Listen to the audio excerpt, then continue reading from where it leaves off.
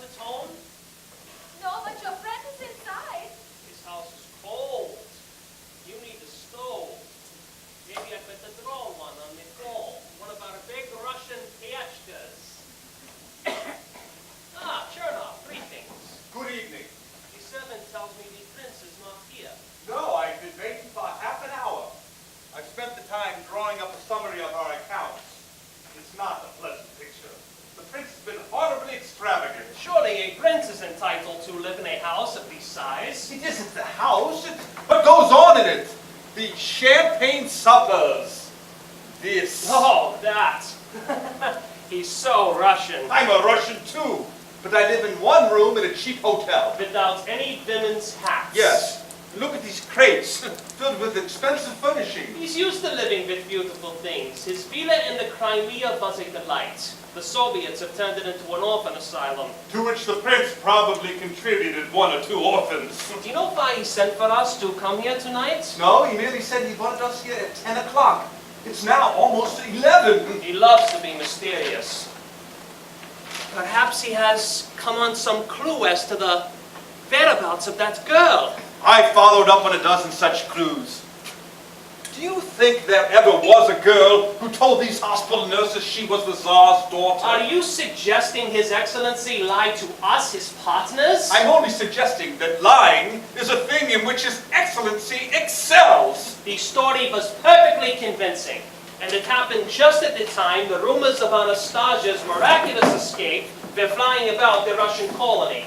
The timing of her appearance was, as you say, excellent. Her disappearance, after no one but the prince had seen her, was not quite so fortunate. Sergei, look after the lady. Give her anything she wants. Women again? Good evening, comrades, if that term doesn't grate too pleasantly in your white Russian ear. Good evening, Excellency. I'm sorry to have kept you waiting.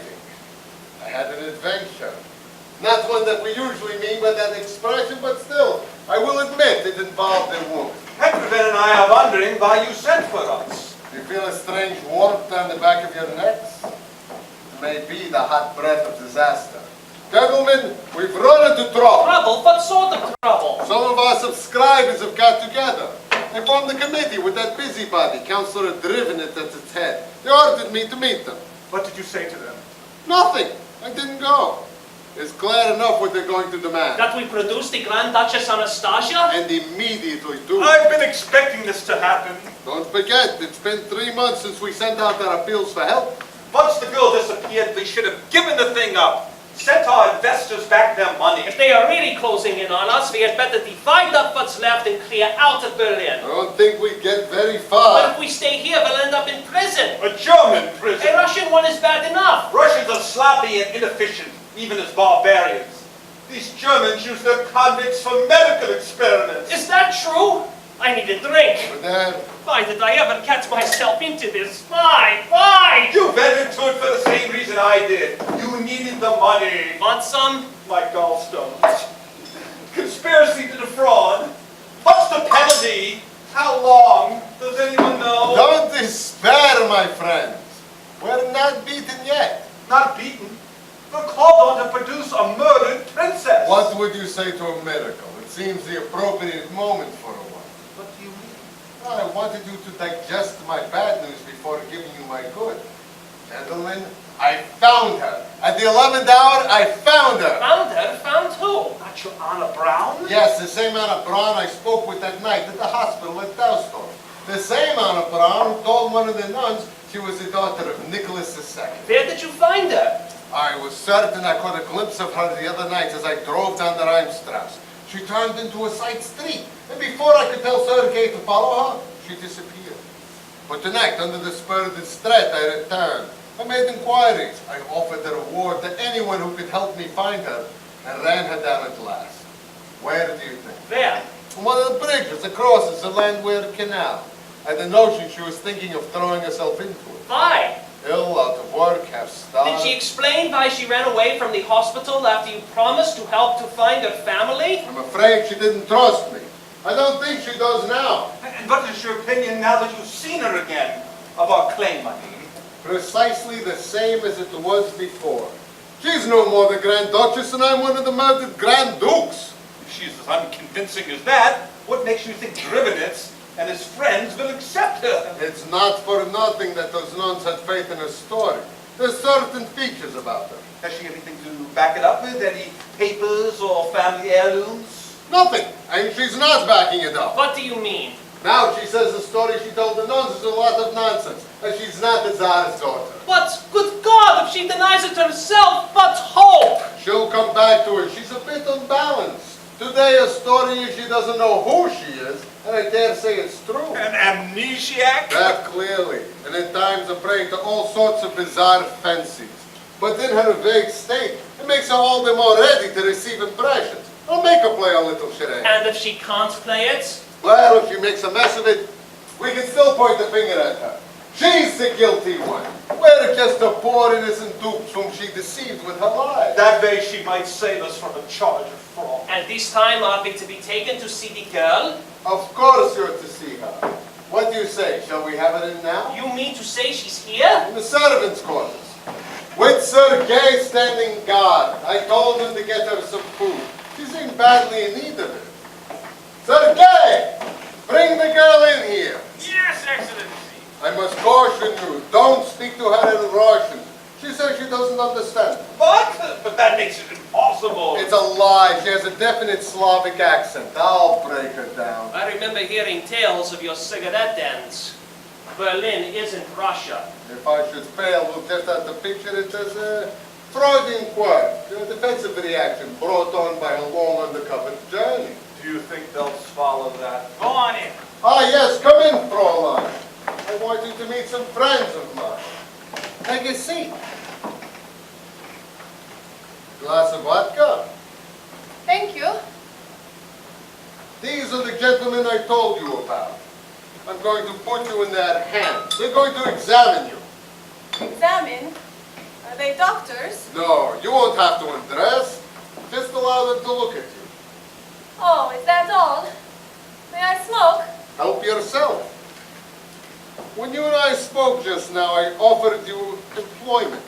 These two associates of mine wish to determine how well you fit our needs. To begin with, the eyes. The eyes are right. When did you see the eyes of the other? It was at Notre Dame de Kazan in 1915, when we had been driven back by Hindenburg. She came to the church to pray with her mother, and they placed a candle before the big icon. I saw two little candles reflected in her eyes. Brown eyes? Dark brown eyes, with the two candle flames like a pair of golden dots. And just now, when I held the match for this one cigarette, I saw exactly the same thing. Very few eyes will pick up a reflection like that. I'm an artist, I know what I'm talking about. What about the mouth? Oh, wrong! A drawn, taut mouth. Hers smiled easily. Even at that solemn moment, she smiled. Her teeth were beautifully even, white and shiny. I was so close, I could smell the scent she was bearing. I hope it was nicer than this one. If that's all that's bothering you, we can easily perfume her.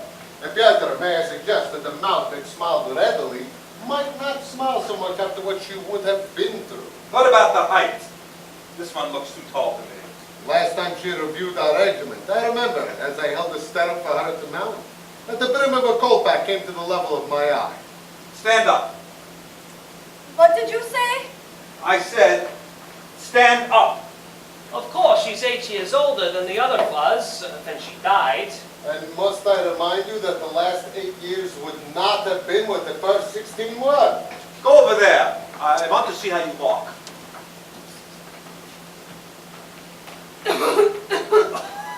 They were taught to walk carrying a book on their heads. Another thing, we will have to tell our investors she has somehow forgotten. There is this resemblance that so impressed you. I don't see it. I don't see it at all. After all those odd descriptions we gave them, the Tsar's noble bearing, her mother's matchless complexion, and now we're to show them this? And how would they seen the original?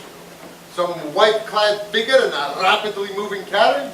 Or a family grouping with a flowered stand across noise? Yes, I saw a great deal of her. in the newspapers. And what of the royal servants? There's still a few of them about. They'll see her through their tears, the good faithful souls that they are. And the family? More serious, certainly. But it's not as if there's a mother or father to be concerned with, or brothers and sisters for that matter. Oh, there's a wealth of uncles, aunts, and cousins, despite the Bolsheviks and their fighting squads. But they'll secretly refer to their photographs, and then she'll resemble those photographs. This woman? Yes, by the time we're done with her, she'll look like, very like. Oh, she won't be the gay, pink girl who danced at the Hall of Columns at the very last ball held there. But she'll be, as we say, like a dead body is to a living person. If we could present her to them lying in her coffin, it would be easier. No questions, no answers, no mistakes. Very tempting, but you're forgetting the money. You surely don't believe you'll be able to convince the bankers. There's a chance. If we can get the family to accept her, the bankers will have a hard time questioning their endorsement. And you said she would serve as a scapegoat. You were talking sense. Anything beyond that is hopeless. I don't agree. Anyway, let us reach for that castle in the air before settling for a cabin in the swamps. I admit you knew the original better than we did. I've been studying the photographs from those albums we bought from the Grand Duke's lady friends, and I can't... Get the albums. They're here, aren't they? I don't need to. I know them by heart. In the earlier ones, she wore her hair down. There's one of her and her sister Olga dancing on the deck of a yacht. In the more recent ones, she appears heavier than her sisters, with stronger cheekbones, more Russian-looking. Yes, and then, at least for some of us, there is the final one. The one photographed by our imaginations. What are you talking about? In the cellar, where the murders were committed, she is standing up. Her head and her hand she raised to shield it, pierced with bullets. Look at her hands. What did you say? I said look at her hands. You don't mean. Yes, I said there was certain features. Something rather surprising. Come here. I said, come here! Open your hands! You'll find them long and well formed, with a scar in the middle. The hands of a crucified being. Yes, it is true. And there's more. Look at her head. By the left temple, there's a long, narrow depression. The path of a bullet. Or perhaps something more prosaic. A childhood accident, a rather severe one that caused the fracture. What is this scar? Is it from a bullet wound? Tell us. I don't remember. You don't remember how you got a wound like that? Of course you do. You're lying. There are many things I have forgotten. What are we going to say if they demand to see her immediately? Yes, it will take time to teach her. Time, I should think so. Weeks, months, years. I'll say we had to move to a private sanitarium, one that specializes in psychopathic amnesia. Look! It draws her like a magnet. Fräulein, turn around. Stand against the wall. Hold out your arms like this. She fits the figure exactly. I drew it from the records kept by the dressmaker. Certainly the right height. The crown might be resting on her head. Let me go! What's the matter with you? Are you an epileptic? Come here. There's nothing holding you. Don't you know who that is? It is yourself, princess. Don't call me princess. But you told the nuns that you are Anastasia Nikolaevna, the daughter of Nicholas II. I was sick.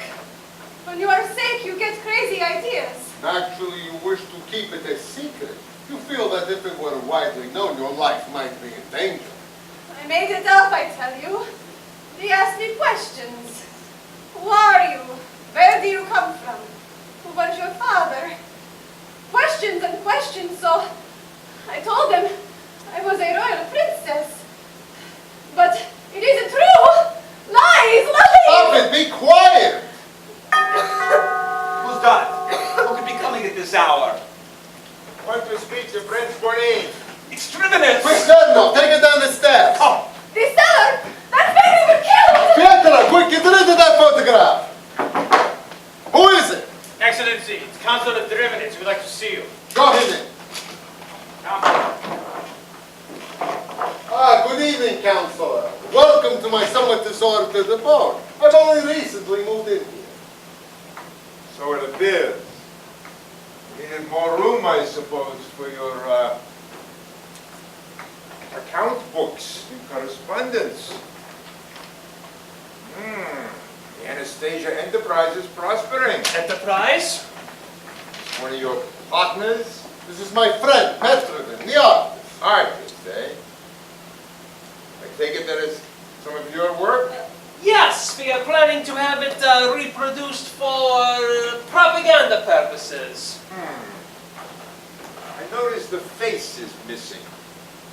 It appears that the clothes sat for you, but not their owner. Her Imperial Highness has not been well enough to pose.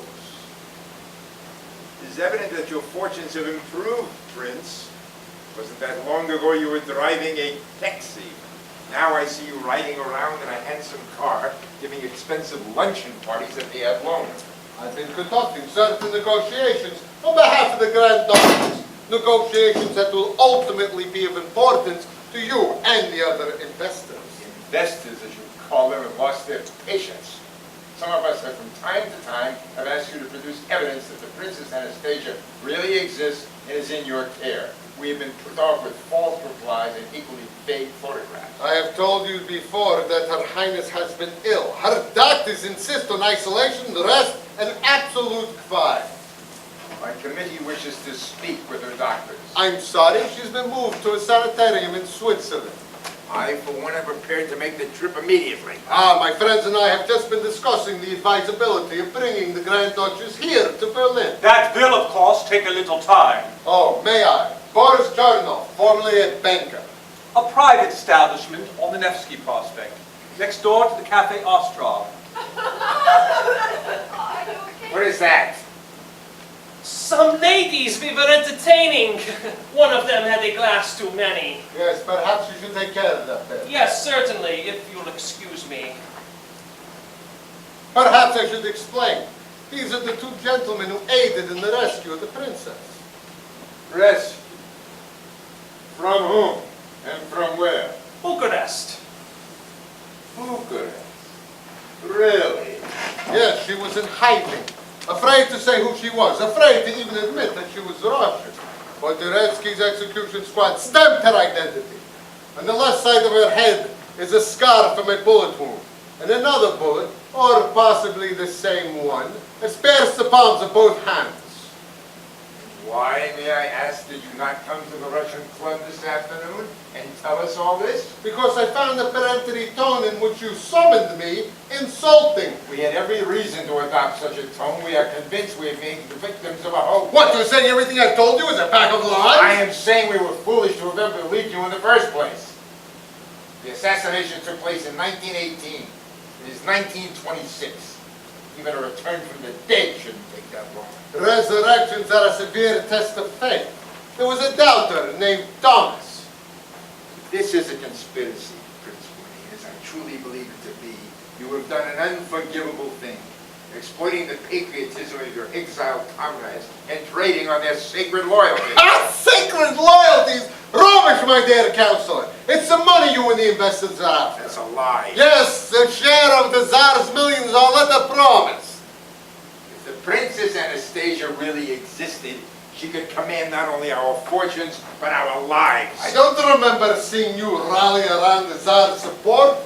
You are out of Russia the first day of the revolution. That settles it. I am going straight to the police. Go on! And a fine bag of fools you look when the Grand Duchess herself appears in court. I'll have her brought in a stretch if necessary. She herself will insist on it. Very well, Prince. I will give you one more chance. You will have 1 week. 1 week in which to produce the Grand Duchess. If you fail to do so, we shall have a warrant issued for your arrest. Yours and your 2 companions. Good night. Sergei, show that gentleman out. 1 week. Makes you sweat, does it?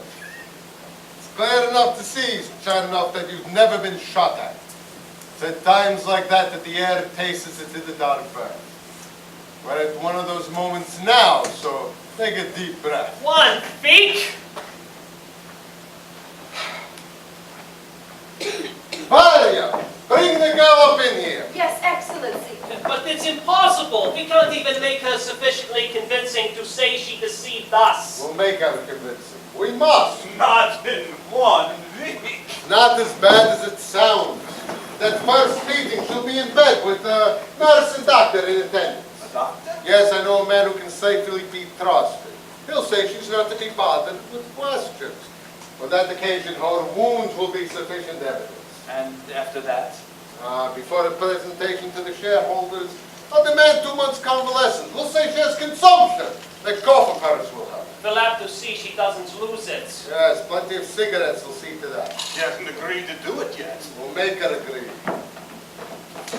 Ah, come in, Varia. You see, there was no reason for you to be so upset, Princess. I told you not to call me princess. Why won't you admit it to us? You didn't mind the sister's nun? The little nun? Yes, she believed it. Her eyes got big like saucers, and in the evening she brought me some special things to eat. An orange and some grapes. The least she could do for a royal princess. But I could have told her other stories just as romantic. At the time I went to the land of eternal ice with the 3 professors. The old one and 2 young ones. When was this? When? I don't remember. There was a great glacier and we had to chip the ice very carefully. Then the blocks of ice were melted down by the professors, and in them were plants and strange creatures that lived on the earth ages and ages ago. I saw a butterfly that came alive and flew about in the sun. A butterfly that had lived for 1,000,000 years and then died in 1 day. Romantic indeed. And in the other hospital where I stayed for so long, they used to beg me to tell them my adventures. There was the blowing up of the train with the soldiers. We lay in the grass near the mouth of the tunnel and waited. But we were too close to where the mine was planted, and when the train struck it, pieces of metal fell all about us. The man beside me was killed, and I was struck on the head and on my hands. That is how I got those scars, you see. I thought you didn't remember. I don't. Not always. Things seem to come and go in the mists. I see that you're quite a reader, Flora. But I also see something else. You're an actress. And an actress is what we need. You wish me to pretend the story I told the nun is true? Exactly. You found it in paid. She brought you an orange and some grapes. If you tell it for us, we'll give you more. Far, far more. The little nun was simple and trusting. Yes. The people you are to meet will not be as easy to fool as your little nun. You will have to meet friends and members of the family. The family? They won't accept me. They will remember the princess as she was. They will say I'm lying. Even if they think you're lying, they may still accept you. Why? Why should they? Because you may be the key that opens doors for them. Doors to vaults. The Tsar, in an effort to provide for his children, deposited money abroad. 10 million pounds.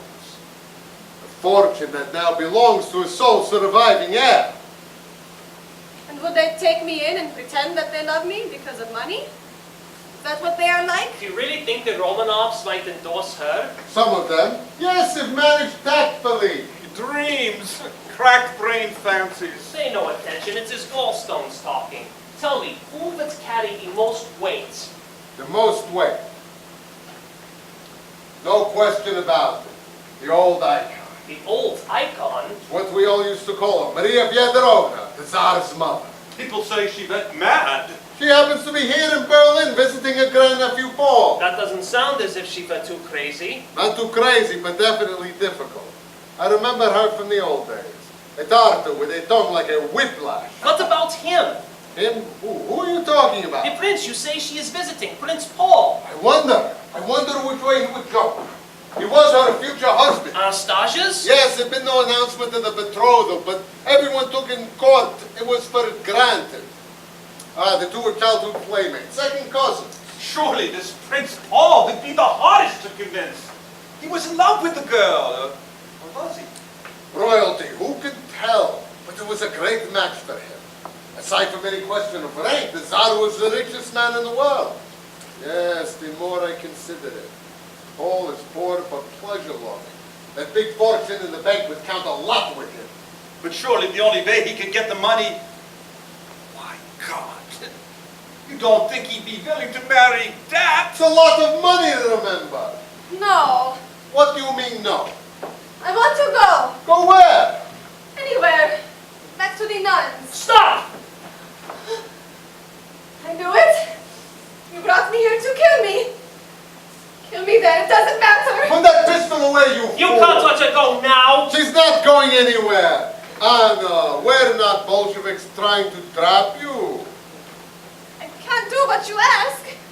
It's impossible. No, it isn't. All you have to do is put yourself in our hands.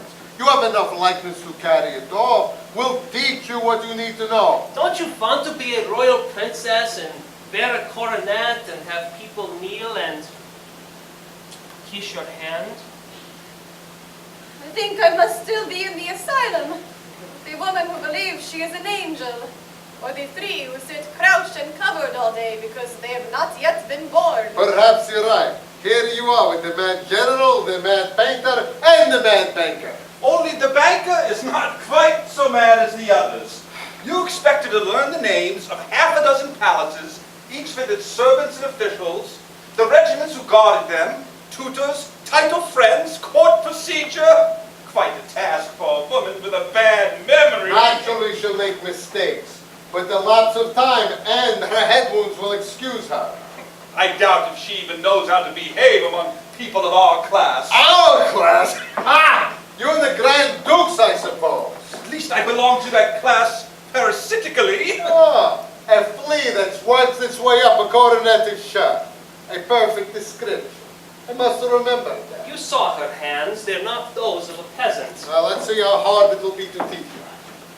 Please. I'm so tired. Can't argue. Please let me go. Where would you go? The canal? Perhaps. But you lived through such a great deal. Why die now? Why live? There's only a flicker of difference. Ah, but that flicker is on the side of life. I saw that at the canal. You need food. And rest in a comfortable bed. Shelter. Yes, I'm an animal. Like everybody else. Then it's agreed. You'll put yourself into our hands. What if this princess, the real one, should suddenly appear? Oh, you needn't worry. She's dead. I have first-hand information. She was murdered at Ekaterinburg with her entire family. A doctor, a governess, a valet, and a cook. 11 in all. That's the official story. But there's a rumor that you were rescued by two brothers named Tchaikovsky, members of your guard. No doubt she has heard that story. Some of it. But you must know it in great detail. The two entered the shed where the 11 were awaiting burial. They detected emotion and dragged you from the heaps of the dead. Pay attention, this is a story you must tell. They trekked across southern Siberia. They hid you in a farm car. You had jewels sewn in your skirt. They used them to get money. They made their way south, avoiding the cities and towns, until they came to, what was the name of that place here? Balta. You heard that? Malta. Good. And from there you crossed the Romanian border to Bucharest. Bucharest. Bucharest is where we found you.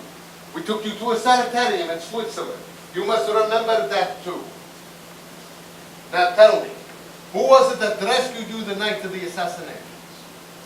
Two brothers named Tchaikovsky. You crossed the Romanian border where? Malta. And from there to Bucharest, where you found me. There! What do you have to say to that, my dear high-class flea? This is nothing. There are endless details. Names. Naturally, it'll mean work. But at least you show she has the ability to learn. This might be a good time to introduce her to her family. Yes, go get the albums of pictures. The family that you said I would have to meet. Who are they? The most important one is your second cousin, once removed. Prince Paul, also known by his German title, Heraldeberg. That and your grandmother, the Dowager Empress, Maria Fyodorovna. My grandmother. Will I meet her? Only if we're lucky, but that will be, I admit, the most trying experience. This is the best one. Remember, you loved your family, you more than the other children. And why not? From the grandeur, you derive the distinction. From the murdered dead, the tragic dignity. And from the survivors, their distinction. Now look, here's the first one. Your mother, Queen Alexandra. Why do you close your eyes? Is your eyesight weak? No. Go on. Ah, the Grand Duke Sergeus, your Uncle Sir. I once heard him say that the best way to recognize a woman was by her laugh. He was an expert on laughter and once boasted that while drunk or in pitch dark, he could recognize his wife's laugh, so as to avoid meeting her. Ah, and here is your Uncle Michael, who used to dance for the court as beautifully as any of Dagolov's stars. You won't meet either of them. They were shot by a Bolshevik firing squad. And this is one of the whole family on the deck of your father's yacht. The standard. You know that one? The name is on the life preserver, there by her side. Oh yes, of course. And here's one of you standing on the bridge of what we used to call the Chinese Island. She is waving to someone. Yes, uncles and aunts, there's quite a series of them. Repeat their names after me. The Grand Duchess Maria Pavlovna, Aunt Mary. Aunt Bjerken. And the Duchess of Cumberland, Aunt Diana. Aunt Tyra. And the Queen of Norway, Aunt Svan. Aunt Swan. And the King of Norway, Uncle Hans. Uncle Hans. And the old King of England, Uncle Bertie. Uncle Bertie. And how much of all that can she repeat? We'll go over the list every day. Now look at this one. We'll close the book on this one. You in the uniform of a colonel of the Kapitsky Regiment. Blue skirt, red dolman, kolpak of black fur. Dolman. It's the shoulder cape. You're going to review the regiment. Let us reenact it. Perhaps that will make her see it. Good. Now, go up those steps. They are the steps of the Winter Palace, your father's palace. Childish. Now, turn and face us. Try to picture the long line of the Imperial Guard. Your father, the Emperor, in uniform, at its head. Behind you in the balcony are the white specks that are your mother, your sisters, and your brother, Alexis. Group below are the palace servants and the guards, the Negroes in their feathered turbans. The mass bands strike up. Borgia Zarna, Farni Silni, Dordavi. Splendid! I think she can do it. Yes! Let me introduce you to your household. Boris Charndov, formerly of St. Petersburg, banker. Pyotr Konstantinovich Petrovin, artist, formerly of the scenic department, Russian Imperial Opera. Prince Arkady Arkadeyevich Bunin, general of the Don Cossacks, former aide-de-camp to His Imperial person, His Majesty, Nicholas II, Tsar of all the Russias. And I am Her Imperial Highness, Princess Anastasia Nikolaevna.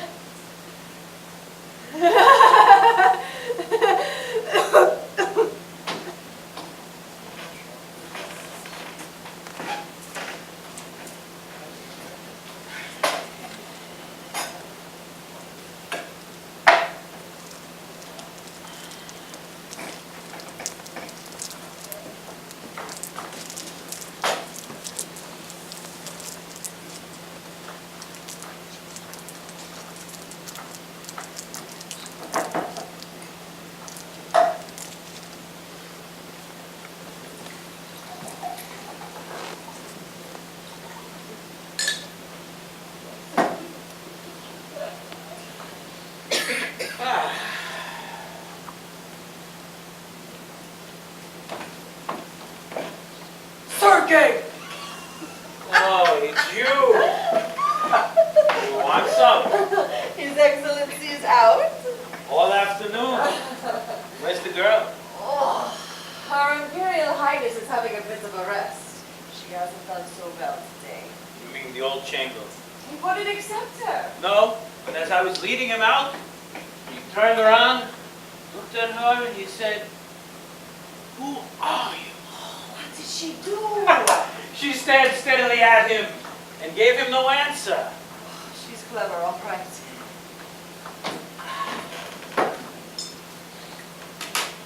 What are you doing going around without your coat? I didn't want to get it dirty. He fancies himself in that royal livery. You know we've got to keep up appearances. There are still some people out there. People of no importance. How many? 3. The dressmaker had to go. Sonia Rykov? Yes, that's the one. But she said she'll return tomorrow. Tell these people Her Highness will see them in a little while. Yes, sir. And don't forget to say Her Highness. Yes, sir.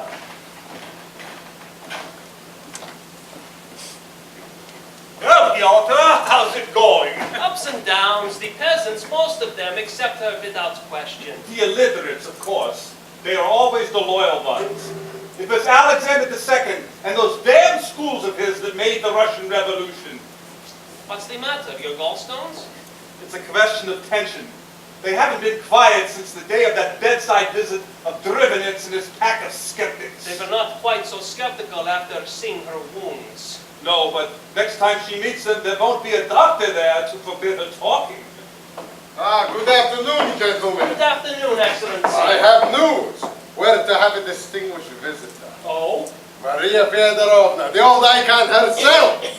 It's official. Prince Paul sent for me to find out if Her Highness were well enough for us to bring to Haraldeburg to meet Her Majesty.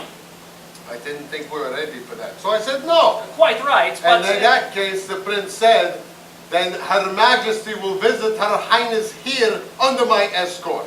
What else could I say but that I thought the princess would be overjoyed? Were those his exact words? Did he actually say, Her Highness? He did indeed. No more the unknown woman or the elect daughter of the Tsar. The sort of phrases he used to use before he met her. It sounds as if she'd convinced him. Yes, I think she has. I don't wonder. She's amazing. What she has managed to learn in 1 month. 5 weeks. Yes, her ability to pick out and memorize petty detail is certainly extraordinary. Yes, if that is what it is. What on earth are you talking about? Well, it seems to me at times that it passes the extraordinary and becomes the uncanny. You're rubbish. She's made mistakes. Plenty of them. We've been going over the books of data. Oh, yes, the name of some functionary or whether some event took place at Tsarskoye or the Winter Palace. The sort of mistakes we would all make about things that happened 10 or 12 years ago. No, you're not suggesting. Are you sure Anastasia was killed? Of course I'm sure. I got the story from Neretsky's head bodyguard myself before we strung him up. Oh, to be sure, she fainted when Neretsky shot her father. So the first firing from the squad didn't kill her, but she awoke amongst 10 corpses. If she hadn't screamed, perhaps she would have stood a chance. The bodies were tossed down a deserted mine shaft. You don't suppose Yurovsky didn't count them, do you? All the same, the tale of her escape has also been insisted on by people who claim to have first-hand information. Russian peasants, you know their love of the miraculous. It's a choice of miracles, it seems to me. With all this perfection you see in her, I must remind you of one glaring failure. There must be an interpreter present if she talks to a witness who can speak only Russian. Yes, that is true. Well, none of this matters if only the old icon accepts her. Everything depends on it. What time will they be here? 4. Less than an hour. Perhaps I'd better send away the remaining witnesses and we'll give her a last-minute drilling on one of the albums. No, that would only confuse her mind and make her nervous. We'll have to rely on her instinct. I haven't seen the Empress myself in 10 years. Surely her memory is not what it was. She's nearly 80, remember. Pardon, Excellency. It is a phone call from a newspaper. Which one? Dyna's Crowd. They called before asking for an interview. Stay here! You should take care of this child. Why do you say that? Be careful. Make her health the issue. Don't annoy them. You're not to be trusted around newspaper people. Your giving out a publication for that picture was an act of an idiot. You said you wanted publicity. An Excellency, Her Highness is ready to receive the witnesses. Who are they? A sleigh driver, a shabby-looking doctor, and some sort of charwoman. Nobody who matters. Their names may help swell the list of supporters. Did you explain to them why Her Highness considers having the interviews done in German? Yes, I told them it was so the records of what was said could be read by her legal advisors. Good. One at a time, Sergei. The woman first. The old man and the woman are friends. They asked if they could be seen together. Very well. Tell Her Highness we're On in. this way.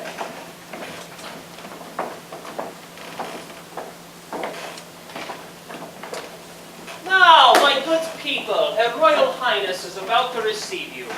You are to talk to her and examine her attentively. After the audience, you will be taken to the Chief Secretary, who will register your opinion in writing and obtain your signature. Her Imperial Highness, Anastasia Nikolaevna.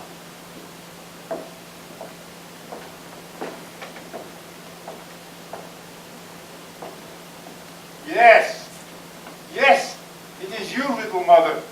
I know you the way my dog knows me. You were like 4 beautiful flowers, you and your sisters. But with each one there was a different scent. Dear Vasayevich, do you remember that Christmas at Kachina when I had sprained my ankle on the ice and you had to carry me to and from your sleigh in your arms? Yes, yes, it is your voice. I would know it anywhere. I remember how you used to kiss each of your horses good morning. And I remember the big blue silk net that was spread over their backs to keep the snow they kicked up from falling on the people riding in the sleigh. Yes, yes, little mother, I see you remember those old days. My sister Olga took a photograph of us, you and me. I have it in an album. Would you like to see it? I am blind, gracious one. I didn't know. Double cataract, but I do not mind. It was a beautiful world I saw in those old days, and I like to pretend I'm still living in it. You would be glad of your eyes today. Our princess is beautiful. You have knelt me long enough, Vasayevich. It was not like that at Kachina. Then we threw snowballs at each other. Only I knew you always threw them so that they should not hit me. Yes, yes, you loved the snow. I called you Snow Princess. You said you liked the name. I am really enjoying myself. Place chairs for my visitors. I must inform Your Highness you're to have other visitors. Prince Paul and the Empress Mother. She is coming here? Yes? I don't know if I will be able to face her. Why not? I'm not sure that I am well enough. Must it be today? Yes, it must. I'll have these peasants sent away and you can lay down and rest. No, they've been waiting a long time. Bring the chairs.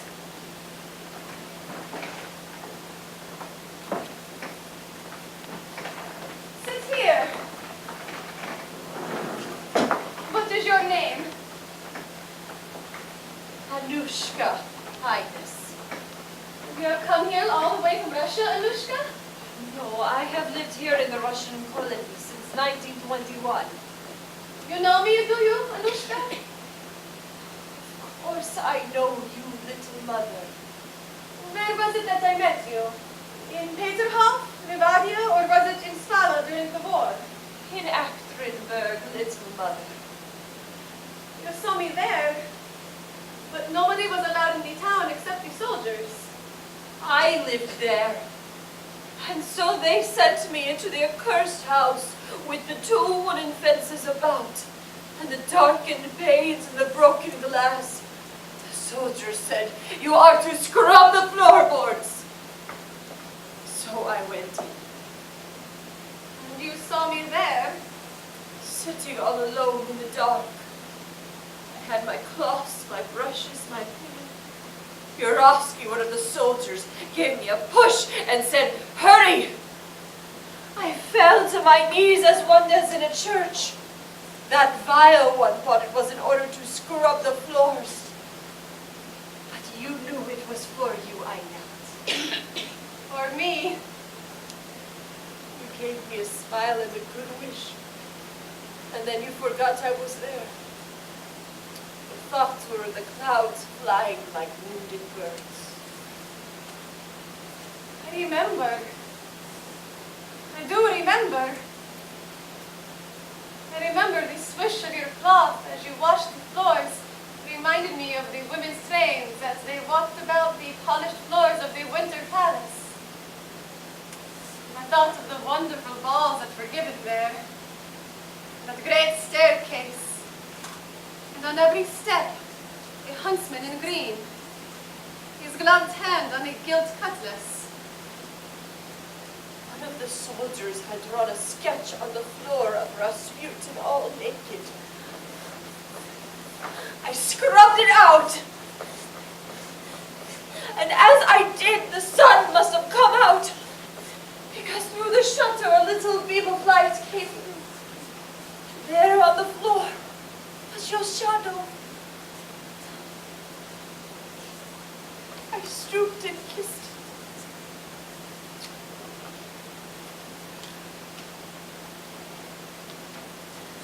And afterwards came that dreadful day when the shots were heard, and a July evening seemed like the blackest hour of winter. But even then, whispers were heard that there was one who was not dead. And as the months passed and we gathered around our stoves, stories were told of the princess who was carried away in her blood-stained dress, all thick with diamonds and pearls sewn together. And the tale of him who had exchanged for 10 big diamonds, the drachka, and the horse. Enough! Her Highness must bring this audience to a close.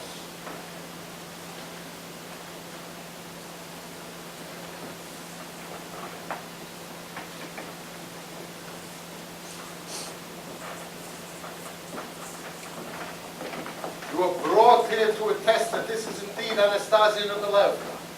You both agree? In Ekaterinburg there is a forest of pine trees, and in it, in the night, shadows are seen dressed in silver as lovely as the moon. 4 daughters, they say, 4! But I know there can only be 3.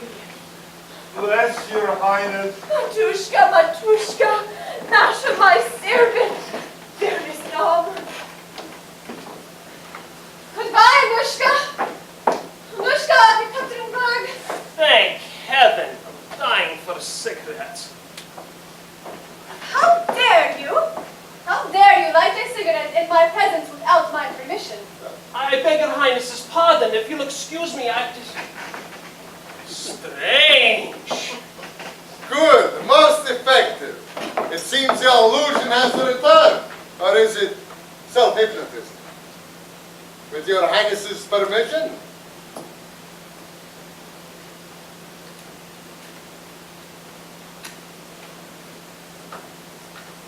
At least you've managed to grasp the correct tone. If you're as good with the Empress as you were with those 2 servants, the prize is in sight. The Prince will be here too. I'm sure he's just waiting for the Empress's acknowledgement before reminding you that he was your girlhood fiancé. And am I to marry him? That may be overly ambitious. And am I to have children brought into the world at your command? And must they be his? Or will you allow me the liberty of my famous ancestors and let me choose my Orloffs or my Potemkins? Don't talk to me in that mocking tone or I'll slap your face. You're a success with those 2 mujaks who've gone to your head. If you're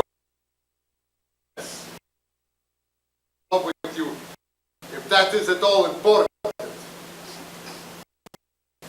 If that is at all important, why should it be?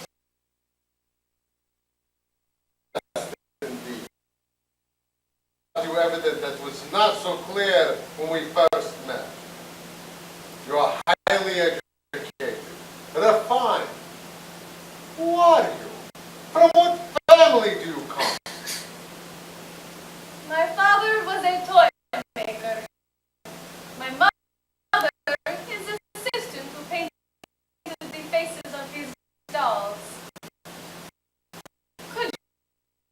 you ask about your ancestry for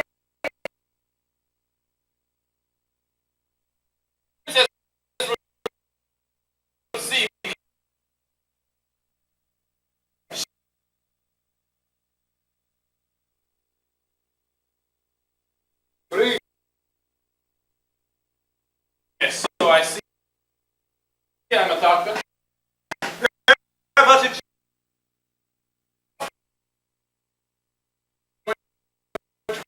We were both.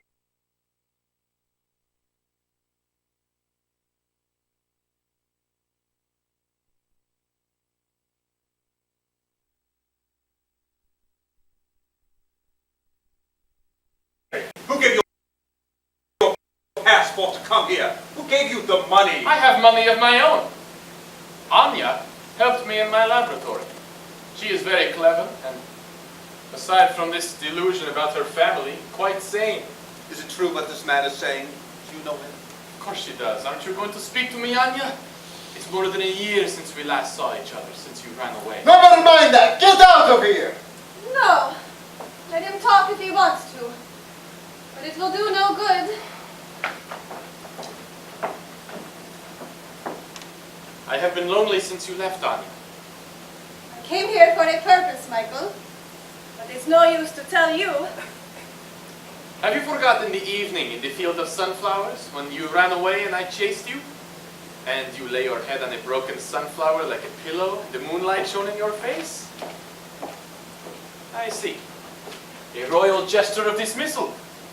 You shouldn't be here, Michael. I don't need you. I think you do. You're in dangerous hands. What's that? You should be ashamed, Prince Bunin. You think you could just bring a dream to life and put it to work for you like a genie out of a bottle? That's enough. Stir up your memory, Anya. You remember the way you helped me in that laboratory with the slides and the tissues. Your hands were more skillful than mine. You were helping to save lives. Did you hear me? I said that's enough. I'll have my servant kick you down the stairs. Be careful. I have her police papers. Papers that establish her identity as Anya Brunin. Let me see them. Haha, no, I haven't them on me, my dear prince. I'm not quite as trusting as that. Police papers are nothing. They are being forged every day. Sergei! You need some no reinforcements. I'm going. And don't come back, or you'll be sorry. I was for 1 year in the hands of the GPU. They wrecked my health and my reason for a time. After that, what any man can do to me is nothing. Goodbye, Anya. If you should want me, I'm in this small hotel called the Templehof. Is that true? Has he got your police papers? If so, I better be sure Sergei doesn't manhandle him. So it's on you now. The revolution makes strange bedfellows. Only it wasn't a bed. It was a field of wildflowers. Raw earth. Like animals. You sound shocked. Don't tell me your moral sense is offended. You who seem so aloof and so indifferent. Why are you so concerned? Were you that cripple's mistress? And if I was, is that any business of yours? So that's your answer. Seems your lover has cleared the air. Now we know where we stand. Is it a warning that I had better keep my bedroom door locked? You may take it as a suggestion that you leave it open. You flatter yourself, Prince Bunin. I have no doubt there are some women who find you quite devastating. I happen not to be one of them. A challenge, huh? It might be amusing to give you some lessons in refined lovemaking. Is this quite the time? The Empress is coming, remember? The success or failure of your enterprise will be in my hands. You can wait. In the meantime, you need to concentrate on the questions you're to answer. Although you're born at Peterhof, your childhood memories are of Levadia, the palace on the Black Sea. And if the Empress asks about the money, you're to say you're not interested. And most important, all the children called her Grandmama, as it's been announced in French. Grandmama, yes. Sergei tells me that this doctor fellow is trying to upset things. Yes, he saw that picture you so stupidly gave the press. He came straight up to Berlin with the police papers. Police papers? It's true then. He knows you? Knows who you are? Dr. Serensky? Yes. For a long time, he was my doctor, and afterwards we were friends. He has explained to Prince Bonin about the crazy fancies that come to me at times. You see, my head was injured in a factory explosion. Does she mean that? Is it the truth? The truth about her, who's to know? Her Majesty's car is here. Quick, Bertha, tell Anna to hurry. Does she know what she is to fare? Yes, it's all arranged. Her Imperial Majesty.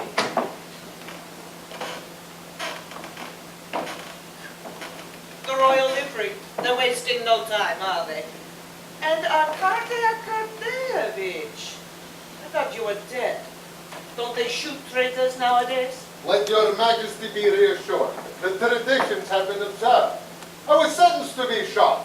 Twice. By who? The Reds or the Whites? By both. And you're still here. But then I remember you always were a man who, when it came to a parting of the ways, took both ways. Your majesty, our cause has suffered enough martyrs. What is chiefly lacked are men of practical minds. Those who engage in opportunity and seize it when it occurs. As you are doing here, the effrontery of using the name of Romanov to create a business with shares and salaried officers and promises of handsome dividends. Oh, my congratulations, Bonnie. You're a scoundrel on the grand scale. Oh, Your Majesty. Keep quiet. Perhaps a scoundrel, your majesty.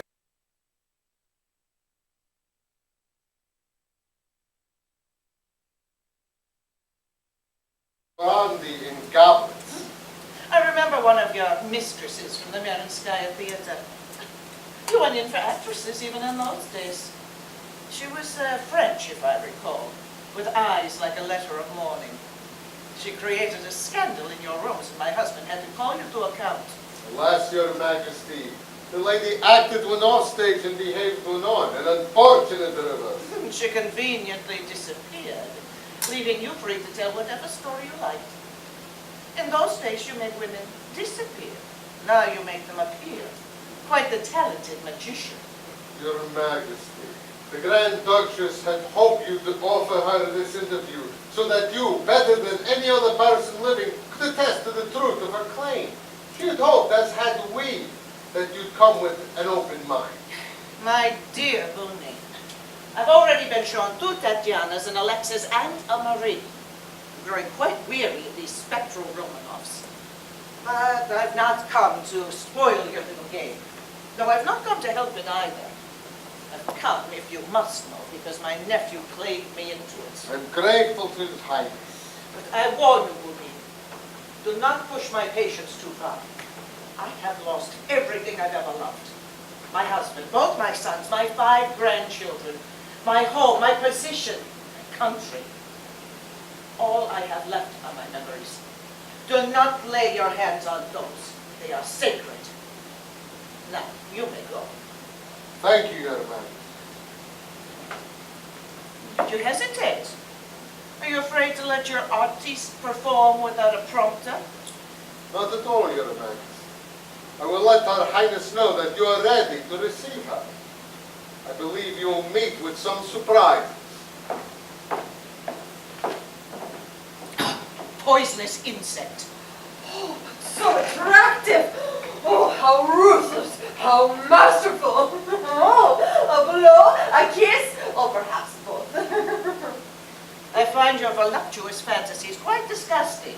To a woman of your age, sex should mean nothing but gender.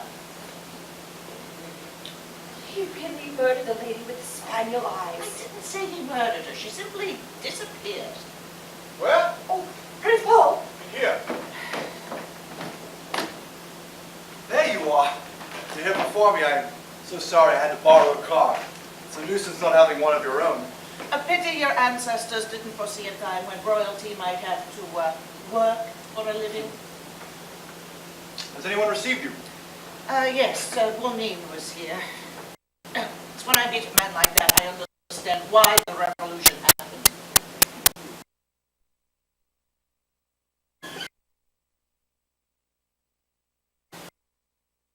With all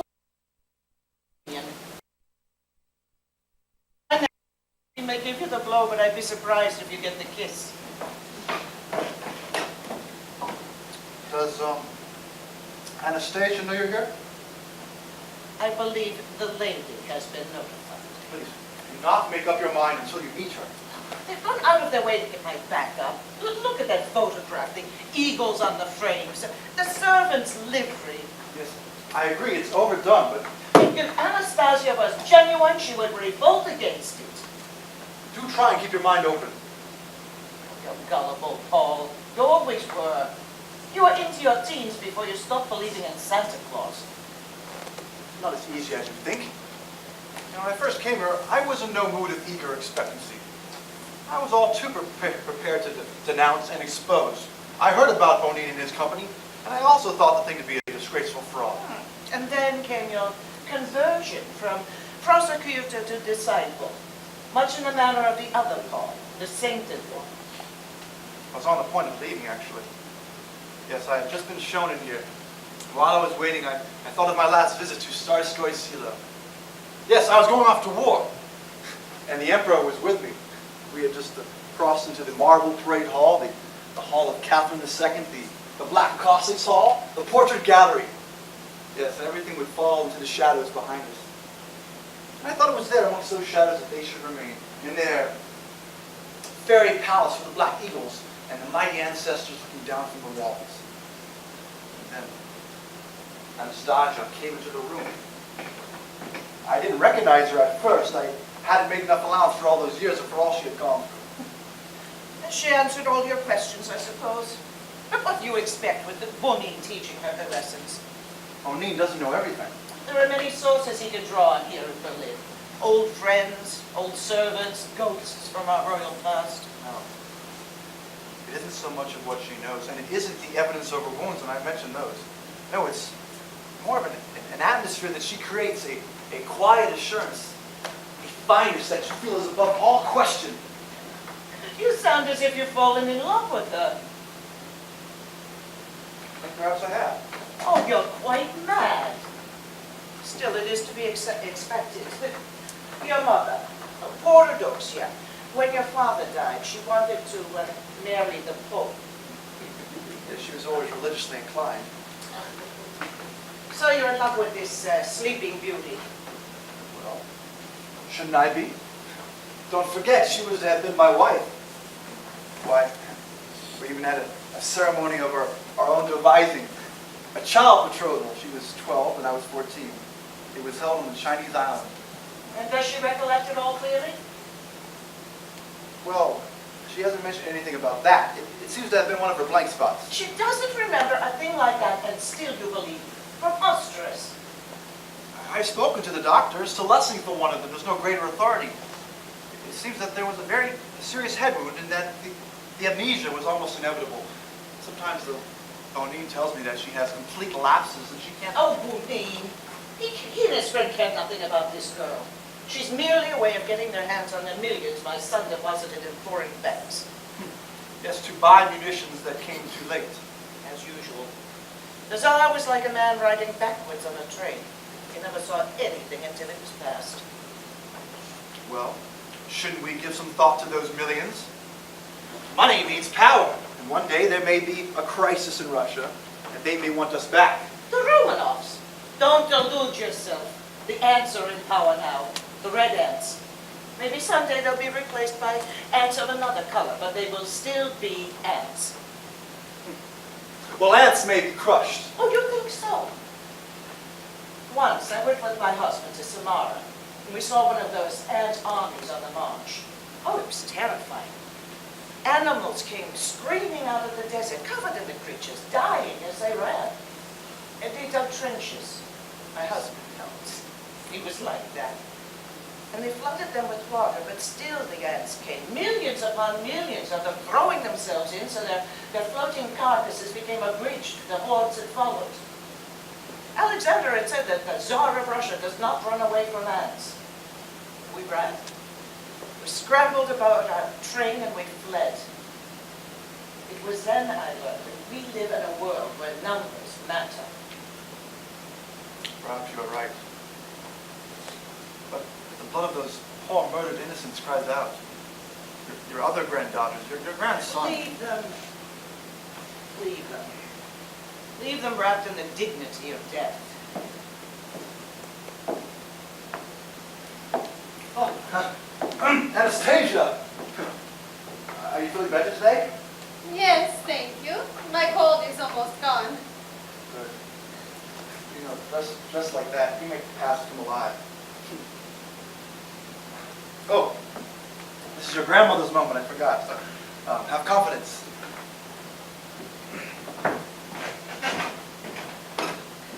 Yes. I can see why the others have believed, especially my romantic-minded nephew. I haven't cared whether they recognize me. But you, don't you know me? Where were you born? In Peterhof. Child, no doubt, of Nicholas II and Alexandra, his empress. And grandchild of Maria Fyodorovna. Taken a long time to come and comfort my bereavement. I wrote you letters, but I never received an answer.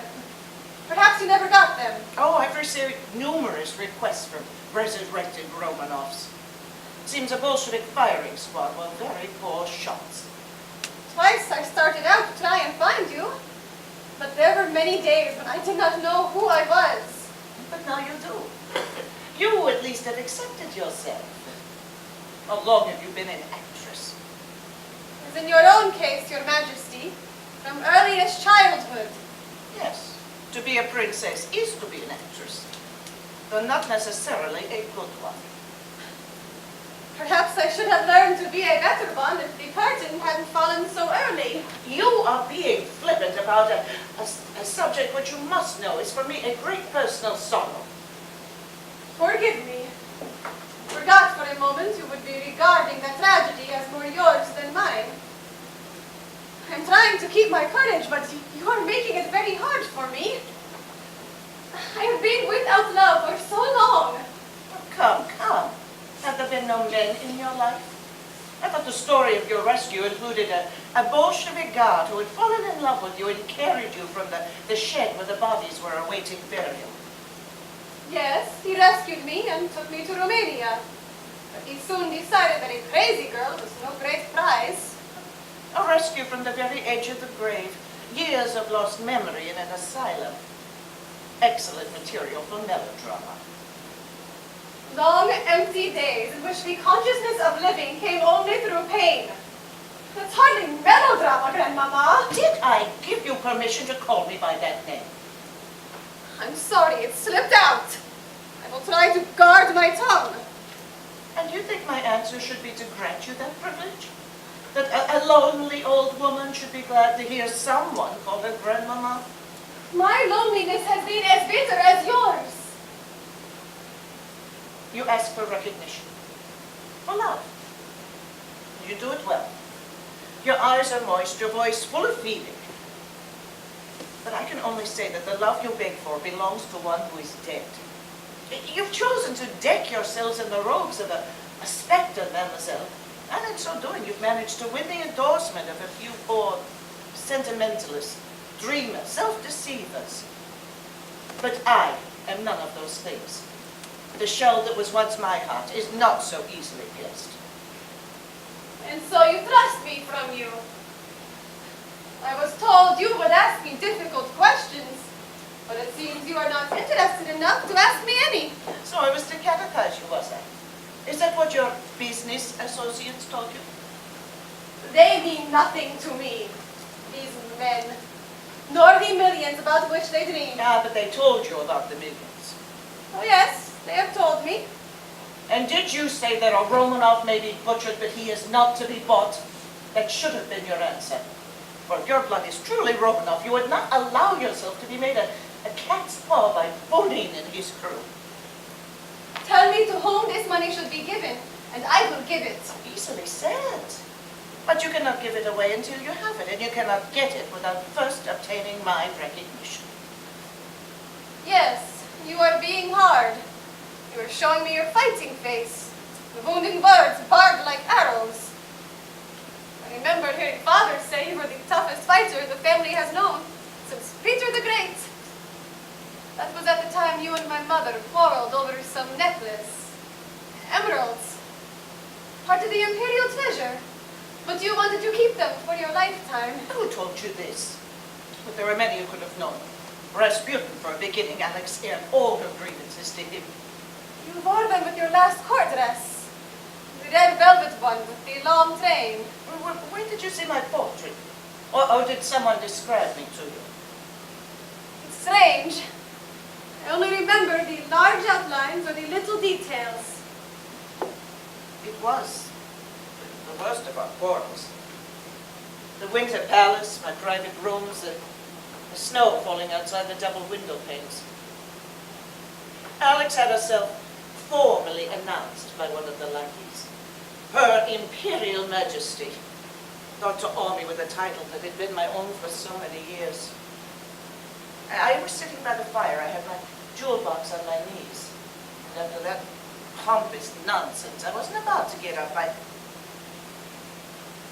don't know why I'm telling all this to you. My father took the side of my mother. They even brought in the chancellor. They were all lined up against you. But you kept Figgy's jewels. Where did you learn to call the great Catherine Figgy? We always called her that. And sometimes we'd give the same nickname to Marie because she had such an eye for the men. Now, stop! Stop! I forbid this. I forbid you to bandy these names. They are my sisters.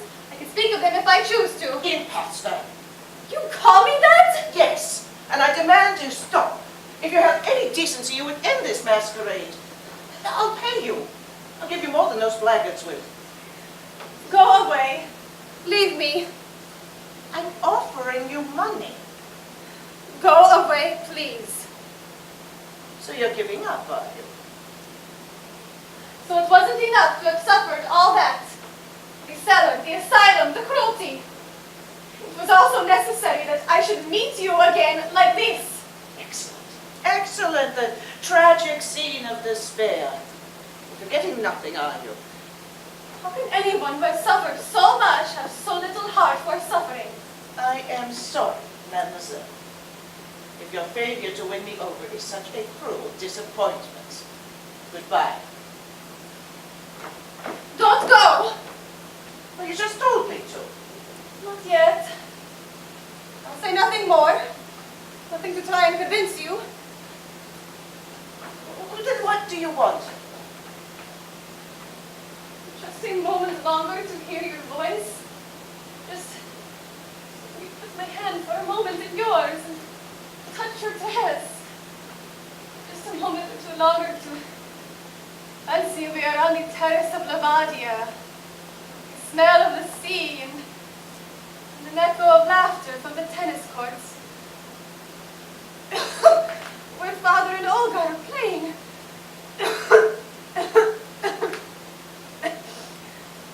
You called me little one. And Kaya. It was your own special nickname for me. You used it for no one else. Are you ill? Oh, no. It is nothing serious. But have you seen a doctor? A good one? Oh, yes. Yes. It is kind of you to ask. And I don't blame you for not recognizing me. I know I have changed very much indeed. Now let me go, please. I must go home. What is strange is that you have altered so little. You still seem to me as you did that day my finger was pinched in your carriage door. And you told me to try not to cry because there were people there and I was the daughter of the Tsar. Let me go. Look, it is still not quite straight, that finger. Or can't you tell the difference from the others? You are too clever for me, mademoiselle. I don't know how you know these things, but please. I'm an old woman. I haven't the strength. Very well. Go if you must. We have met once again. The only two left of our family. I will see you again. I will come again when my mind is clearer. No, perhaps you shouldn't. You are kind to me now. You have softened toward me. But later you will get your balance. You will say, it was all an act. She is some cheap little actress hired for money. It is true, Grandmama. They did hire me for money. I was starving after I ran away from the asylum. I had nowhere to go. I even went down the steps to the canal. Perhaps I should not have let him stop me. Goodbye, mademoiselle. Goodbye, dear grandmama. I will try not to be lonely or frightened. Frightened? Why did I say that? Where have I said those words before? Oh, yes. I remember. It was on board the Standard. I'd wait to find a storm raging. The great waves breaking against the hull. And I cried out, "Grandmama!"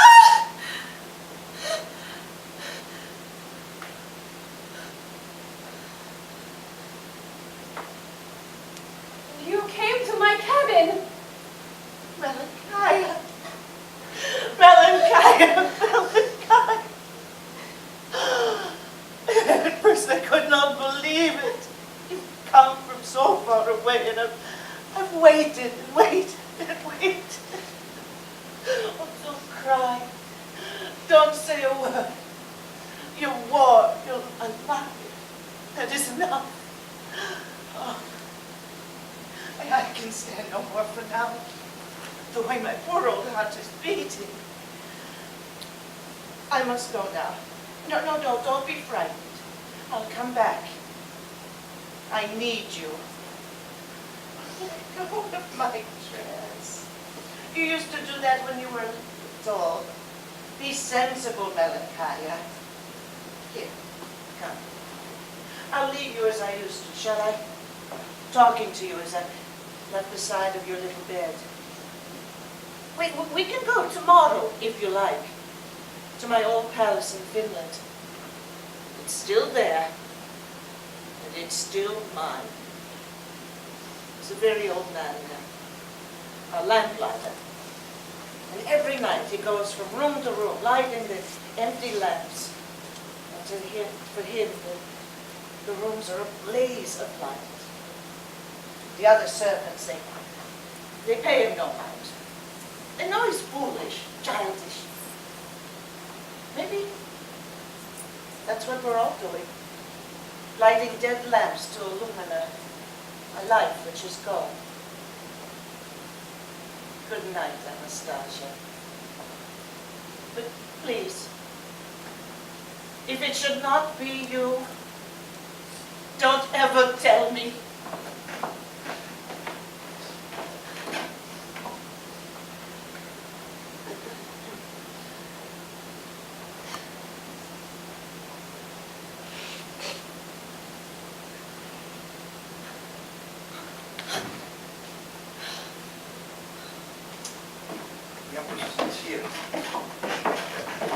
Anastasia! Must be the strain of the interview. Kognozowojece это место. Екатеринбург? Оно очень красиво, не правда ли? Listen, she's speaking Russian.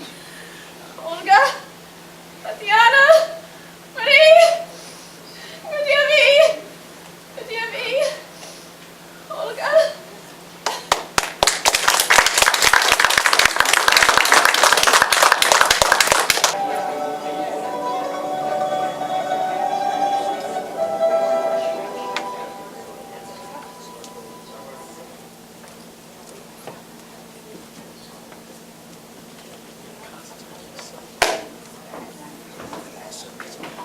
Good. Not quite a better half throne room, but that was not available. I've done my best with what I could find. A throne? Where on earth did you get it? Rented for the night.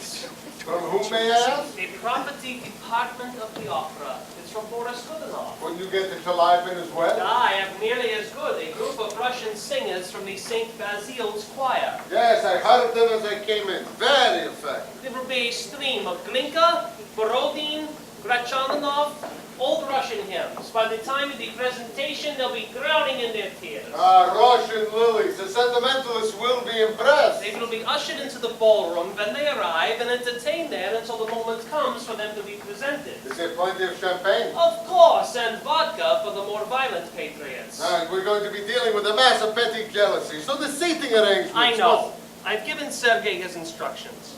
The generals and court dignitaries are to have the front seats. The uniform should make quite a show, despite the bald heads and the weak knees. Reds, light blues, yellows, and the black and gold of the Cossacks. Quite an historical fashion. It seems only yesterday was a part of one's everyday life. Have you seen this? Where have you been? What is it? The Nachtigaba. Another veil de Dutch. The veil is off. They call us swindlers. They use the verb. Oh, they'll pay for that. They say our so-called royal princess is a Russian working-class girl named Anna Bronin. They say she is self-deceived, not quite responsible, and that we imposed on her sincerity. They refer to her as our innocent victim. It's that doctor friend of hers speaking. Obviously. That lame fellow, why didn't we deal with him the day he came here? Deal how? He wasn't the kind. I don't mean money. It would have been easy to fake an accident. He was hanging about outside for some time.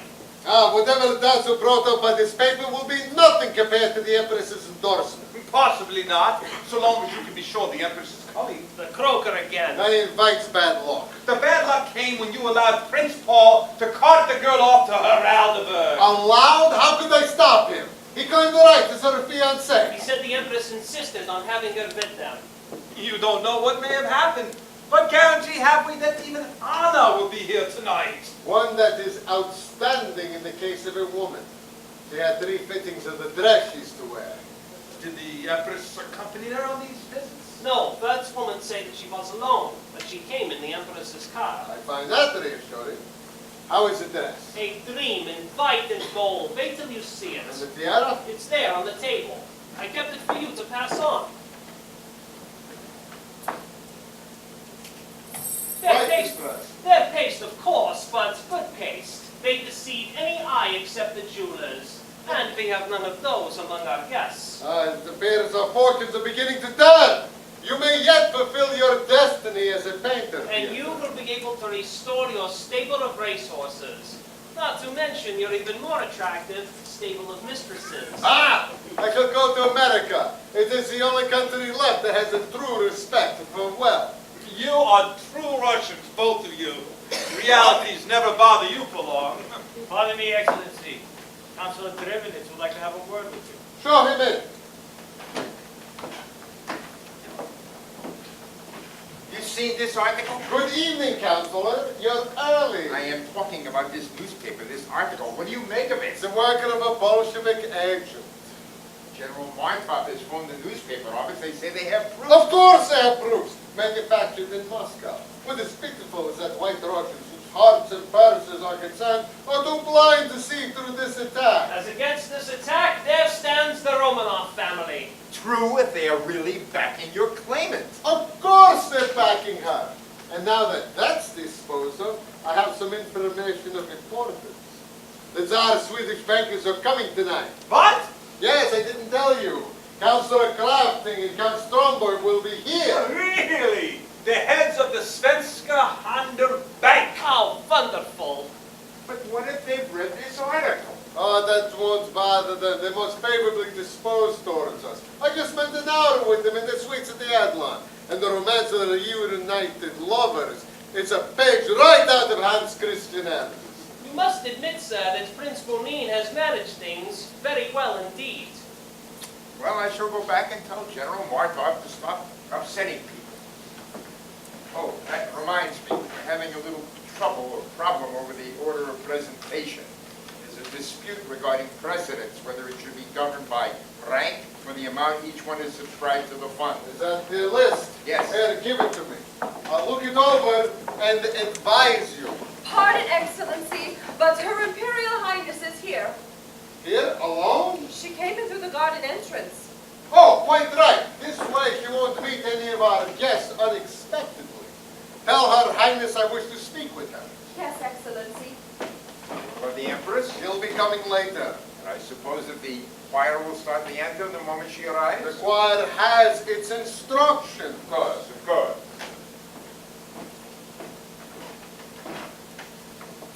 Why did she come alone? I thought they would all arrive together. That's of no matter. At least this way we'll have a chance to discuss exactly what's going. You wish to speak to me? Ah, good evening, Anna. You showed good judgment coming here ahead of the others.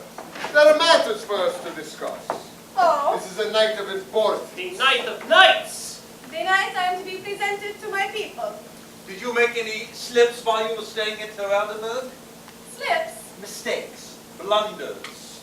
I'm afraid I can't say. I was ill. In a delirium. Then you might have said anything? Yes, anything. But surely nothing that would have shaken their faith in you. I don't know. But the Empress is coming! I can only repeat. I don't know. My God, how can you say a thing like that as if it's a matter of no importance? Without the Empress, we're lost. Surely there would have been some indication. How was she dressed? Nice, as always. Faultlessly. And jewels? No, she was wearing no jewels. Your complacency is maddening. I don't know if you still believe you're Anastasia, but without the Empress here, you'll be alone in that idea. There has been an attack in one of the evening papers. Yes, I saw it. The Empress showed it to me. She showed it. What did she say? Nothing. She merely watched my face as I read it. But what of our attitude towards you? Tell us that. Her Majesty has shown me great kindness. Owing to her care, I am quite well again. Oh, that's encouraging. She's bound to come. There's her nephew's future to consider. They're getting upset over nothing. The Prince is coming, of course. Yes, I think you can count on the Prince. But that may not be enough. I told you before, they may say he's only interested in the money and that you're his means of getting it. Yes, I can imagine some people will think that. Here is the tiara you're to wear tonight. You must do everything to bolster your confidence, so I suggest you think of this as genuine. Genuine. Here. On your dressing room table is a list of the most important people you're to meet. There is personal information jotted next to each name. I know you have a photographic memory. Here's your tiara. Take it! Now go. You do not say, now go to the Tsarina of Russia. Pardon, Your Majesty.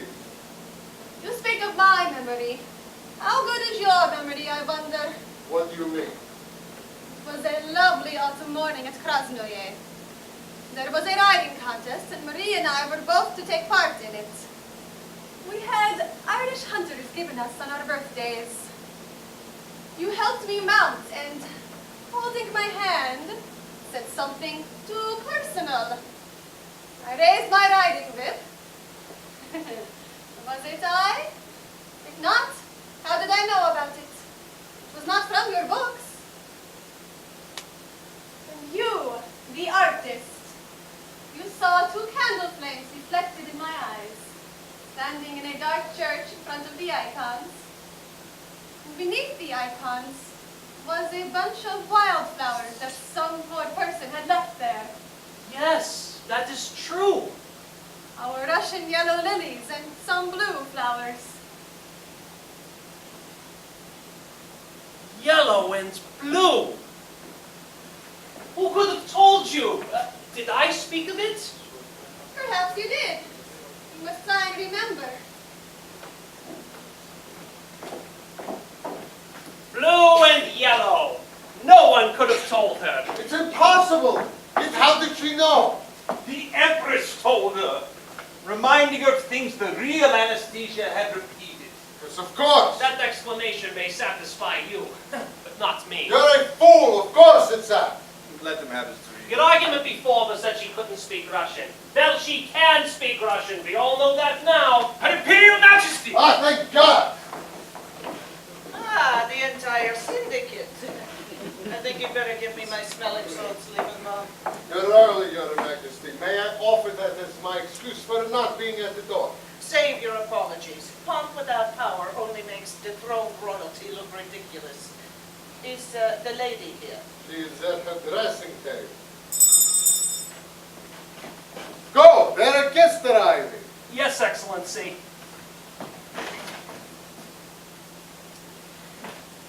You too, Colonel. Yes, Excellency.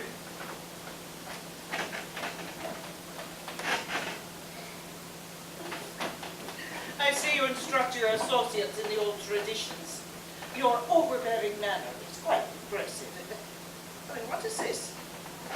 A throne? Yes, rented for this evening ceremonies, Your Majesty. It's your intention to present a Romanov on a higher throne, and one that, if I'm not mistaken, made of paper mache? I remind Your Majesty that the realities are in a museum.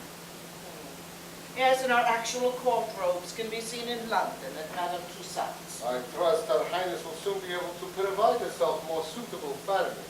You're referring to my son's foreign deposits. I understand you have caused the lady to sign certain documents regarding these monies, their disbursement and handling.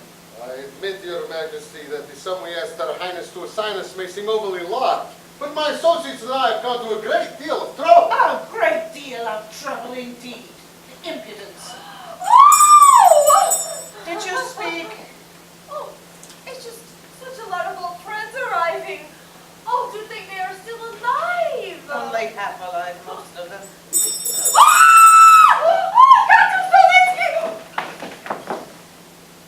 May I go embrace her? Trust from Your Majesty's attitude that the princess has told you certain things. She told me nothing deliberately.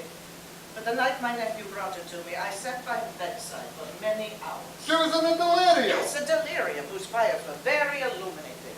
Monstrous shapes of nightmare, trembling hopes, black despairs, and wavering footsteps that led to a canal. The canal. A canal, where a poor broken creature encountered a cynical brute who bargained with her in the coinage of food and shelter. And Your Majesty knows. Everything. The whole dirty fraud. Fraud, Your Majesty. You planned a fraud, didn't you? What else would you call it? I assure you, Your Majesty, if my friends and I erred in believing this girl's story, we can hardly be blamed. You yourself accepted her as genuine. Just as I thought. The moment you see your droshky is being overtaken, you throw your lady passenger to the wolves. Your Majesty, it was she who asserted that she was the daughter of the Tsar. I was merely asked my opinion as to the belief of her clan. And your nimble mind saw that this was a perfect opportunity for exploitation. Your Majesty, my friends and I merely endorsed an illusion. I'm certain the girl believes herself to be your granddaughter. Undoubtedly. And I've not come to oppose her. You can make of that what you will. I'm grateful, but perhaps, Your Majesty, your benevolence could extend a little further. You're asking for my public endorsement. Think of your nephew. He would share in the Tsar's millions, millions that would otherwise go to your son's murderers. Very cleverly put. Your Majesty, if you believed for a time, what harm would it be to make others believe? Your endorsement would be truly a royal gesture. You're asking for my endorsement whether I believe or not?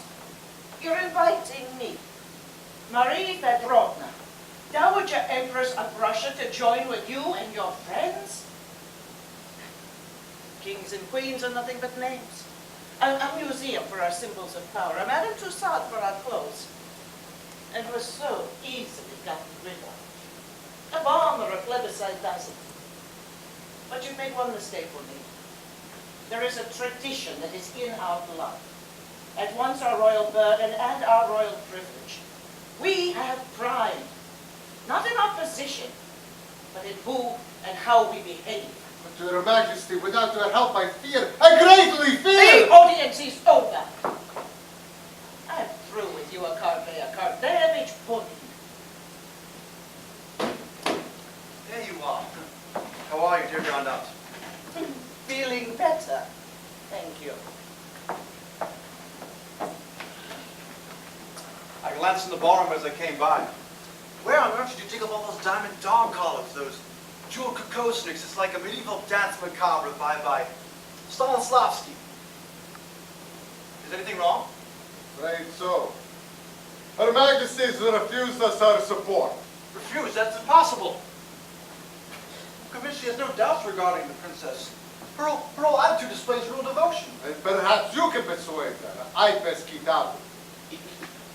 I sincerely hope I can. Your friend Chernoff was just telling me that we ought to have 2 important visitors. Yes, it was chiefly because of that. At the thought, the forthcoming marriage made a deep impression on those 2 Swedish gentlemen. If you were to set a date and make an announcement. Tonight? Yes! And you think the effect? Yes, I see. What about Easter? Our Russian Easter. It's only 7 or 8 weeks away. Excellent thought. Excellent. Anastasia. You look wonderful. Doesn't she, Bonnie? Superb! All those jewels. You were going to ask if they were also supplied by your window dresser. No, they are surprisingly genuine. A gift of my grandmother. Grandmother, she gave them to you. Yes, but I have come to tell you that she would like to have a word with you when you are free. Well, it's a very important matter I would like to discuss with you. Presently, I have been taught that you mustn't keep royalty waiting. Very well, then. I will tell her. I hear she's in a difficult mood. He's ready to marry you. He wants to make the announcement tonight. And am I to have nothing to say about it? Oh, he'll ask you for your approval. Which, of course, I must give without question. Go on, sit there. Let me see the Galatia that they fashioned for the mud of the Landwehr Canal. Magnificent. It's too bad you gave the game away. Her Majesty knows you are not Anastasia. Really? But she has not come to denounce it. She told me that definitely. That's kind of her. But the one thing I can't understand, her giving you those jewels. Strange, isn't it? You hate me, don't you? You hate people as you love them, because they matter to you. I don't hate you, Prince Bunin. Indeed. Sublime indifference. Not very grateful of Anya Broner, is it? Well, before the night is through, that may change.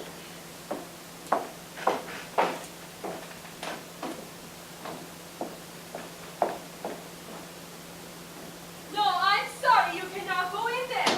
I said you cannot go in there. These are the rooms of the royal family. It's all right, Baroness. This gentleman is a friend of mine. Oh, I am sorry. I did not know he was not Russian. Come in, Dr. Serensky. Doctor.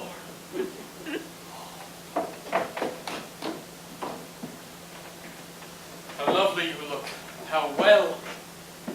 How did you get in here, Michael? There was no one to stop me. It seems Bunin and his friends are fully occupied in the ballroom. But why are you staying on here in Berlin? If it is only to beg me to go back with you. I'm not going back to Bucharest. I've made up my mind to that in the last few days. If that is because of me. No, even without you, I shall not go back. I must go to a country where the individual is not degraded, where I can be free to work as I will. I am glad. You have so much to give the world. It will not be easy to go where no one knows you. I do not make friends easily. So you would like to take me with you? I did not come here tonight to speak of my wants. I am afraid for you in the hands of these men. They will stop at nothing. All they plan is to marry me to a prince, and to get their hands on my father's millions. Your father. The Tsar. You still believe it, don't you? These men have told you your dream is true, and you believe it. They needn't tell me. I know the truth myself. Anya! I cannot bear to see you self-deluded. In Bucharest, when you would speak of these wonderful fantasies, it didn't matter. I told you things that didn't happen because I dared not remember what did. But I have faced it now. To the last horror, to the death of each of those I loved. Dreams, Anya! Dreams! Do you know why I ran away from you? Because you talked as you were talking now. You made me unsure. When you spoke with such conviction, I would say, perhaps Michael is right.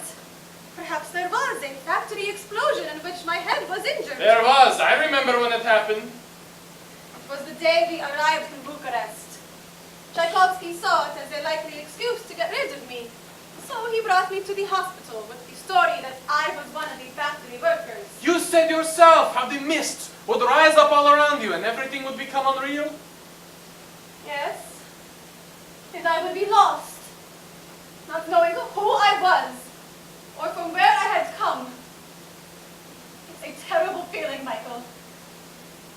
I can shudder now when I think of it. You needn't pity me anymore. The mists are gone forever. And you have awakened to find yourself a royal princess. You understand, it has never mattered whether or not I was a princess. It only matters that I am I, and that someone, if it is only one, has held out their arms to welcome me back from death. And someone has. Yes, someone has. This prince of whom you speak. Prince Paul? He was my childhood sweetheart. And he accepts you. Yes. So, you will have everything. Wealth, beautiful surroundings, a luxurious existence. What could I offer you in exchange? Struggle. But the struggle is life, Anya. To live is not merely to breathe, it is to act. Go on, Michael. Lecture me like you used to. You can fancy I am back in your office, smelling the carbolic, and looking at the sign on your desk. Do nothing is to be nothing. Those days are gone, Anya. Now we are parting. It's probably for the last time. Last time? How sad those words are. All I want is to be sure that you are safe and happy. We are parting, Michael. I have good news. Who is this gentleman? This is Dr. Michael Serensky. Are you one of the guests? He is one of my guests. I see. Where are you going, Paul? Oh. Tell Bonin that my aunt gives us her support. I want you and everyone else to know that Dr. Serensky is under my protection. He is to stay or go as he pleases. Those are my orders. Very well, then I will tell them. Thank you, but it will not be necessary. I'm leaving. I think that perhaps it is I who have been living with an illusion all these years. A fond illusion named Anya. Wait, Michael. Go out this way. It will be safer. Through here and to the left. Down the stairs and through the garden. Thank you, Royal Highness. No, you mustn't call me that. Even if you should someday believe it. До свидания. До свидания. Who's he? The sweetheart of a girl named Anya Brony. Under Bronda. I keep hearing that name. In the paper tonight, it says it is my name. Supposing it were, would you still love me? Oh, but it isn't. Bonin says you wish to make an announcement tonight of our marriage date. I wasn't supposed to tell you. But if you are agreeable, You feel it will impress the bankers? that's one thing, but the other. Yes, I can see that is a convincing touch. No one would suppose you would marry a woman who claimed to be your lost sweetheart unless you were quite sure. You know, you have completely satisfied. And so we can make good the promise of our boy and girl betrothal, the ceremony on the Chinese island. You've mentioned it. At last. You are bound to speak of it, and at last you have. That was to be your final proof, was it? Well, it was a secret between us and your 3 sisters. No one could have told you it because no one knew. No. You yourself told me the day you brought the Empress to see me. You spoke of it to her. I was standing behind those curtains trying to muster the courage to come in. What are you saying? Do you want me to believe this is all a trick? It is tricks you have asked for. Tricks of remembrance. You could find nothing of personality, nothing of character by which to identify me. Animals know their kind by scent, but it seems I am not endowed with the rare odor of the Romanovs. You're wrong. I recognized you almost at once. And by instinct, if you want to call it that. Don't you see that these tricks are merely proofs for the others who still have doubts? Such as the bankers. All right, the bankers. Supposing there were no bankers, would you still be sure that I am the girl to whom you pledged your love? Of course. Of course. Now it is I who ask for proofs. I suggest that we marry with no reference to bankers or bank accounts, that we make no claim for this money, that we work for a living, both of us. But why? Why should we? You don't fancy the idea? It doesn't make any sense. Why be poor when you can just as easily be rich? Poor people have one advantage. When they are loved, they know it is for themselves. I refuse to take that remark seriously. I'm sorry, Paul. Your heart belongs to a young girl who is dead. I may be your childhood, but I am not your love. It's your amnesia. Our childhood was a beautiful childhood because you were a part of it. And now you would like to have it back, only with different toys? I'd like to once again be charming and romantic like it used to be. You see, now is the time we must act. Now is the time of crisis. True, a crisis for the Boonine enterprise, but also a crisis for me. I had hoped you would help me solve it, and I think you have. You're talking in riddles. Riddles? Just like you used to as a little girl. Well, I've had my half an hour alone with my thoughts. It's what my husband always insisted on before he would render a decision. And this decision has made me, and I hope Anastasia too, very happy. And now I will go and tell the others the good news. The others, Boonine. But much as I hate giving my support to him, there could be no question of my deserting you. I know that. So you want these millions, this high position, this royal marriage? The only thing in it that I would want is you. And that you already have. Now, you must get ready for your audience. In my, For the starting of music. in my crown of paste. You should be wearing Figgy's emeralds. Oh, Here, no. take them. They are yours by right. You have already given me so much. You have given me my sanity, the desire to live. Very well. But now you must go and get ready. I'll sit beside you when you receive them. I've had a struggle with my silly pride, but now it is put away in my pocket. No. Keep your pride, dear Queen Grandmama. That's what you used to call me. Now it is just Grandmama. There had never been a queen before. They would have had to call you one. So what will happen after tonight? Will you go on here with these men? No, that is finished. The life they would have me lead, surrounded by that pathetic band of exiles.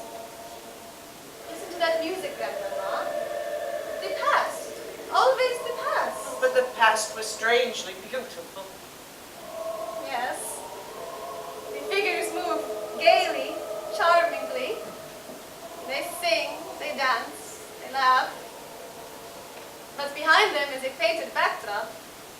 A cellar in Ekaterinburg. Now I have tried to live as if that horror had never been. I have places set at the table for my dear ones, and I talk to them as if they were there. I say, Nicky, take that chair. And he does. Or Tatiana, 3 lumps. You eat so many sweets you'll get fat, and the English prince won't want to marry you. Little Mom thinks I'm quite mad. No one could blame you for living with your dear phantoms. But so much of my life, even from the beginning, has been spent in a shadow world. I want to live. I want to work, and who knows? Perhaps I will find the things out of which other women make their happiness. I understand. I have tears in my eyes. It was the music. Was it?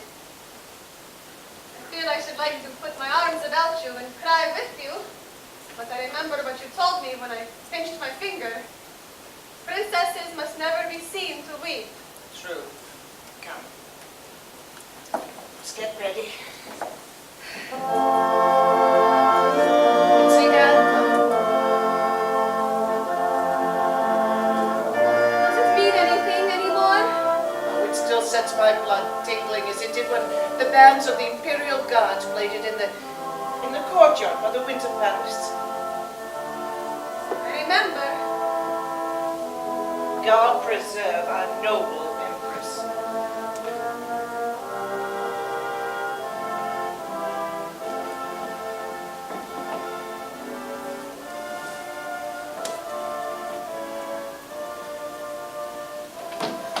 Oh, it's wonderful!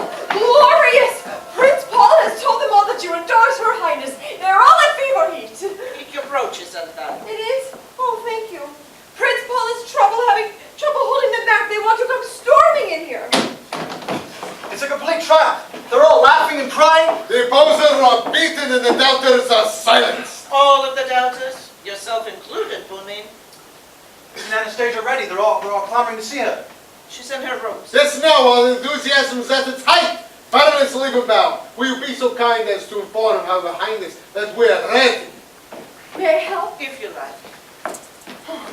Shall we take our places? I hope all this excitement isn't too tiring for you. The Swedish bankers are ready to accept Her Highness's claim without further question. Splendid! Yes, London can't hold back now. What has happened? She has gone. Gone? Gone where? I knew it.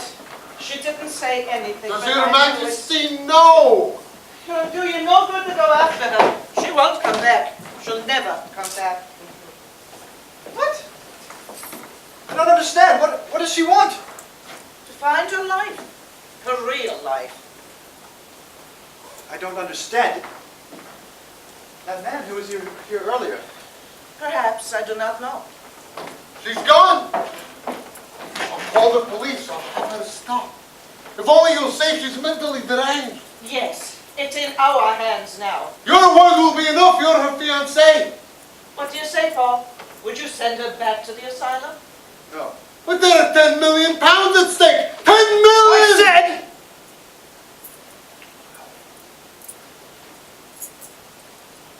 No! It would seem our royal traditions have beaten you, Bonin. I had a feeling it would. Royal traditions. The mad Romanovs. Well, I'm going home. You wanted her as she was, to keep her as she was. A yellowing photograph of a girl in a white piqué dress waving goodbye from the bridge of the Chinese islands.